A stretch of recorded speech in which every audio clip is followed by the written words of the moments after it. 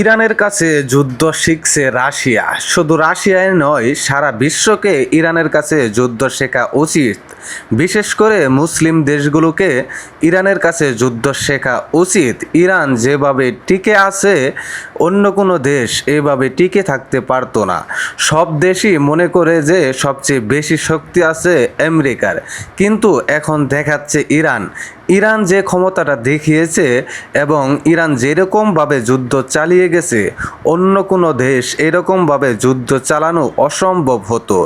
যদি তাদের শক্তি না থাকতো তাহলে তারা এরকমভাবে যুদ্ধ চালিয়ে যেতে পারতো না।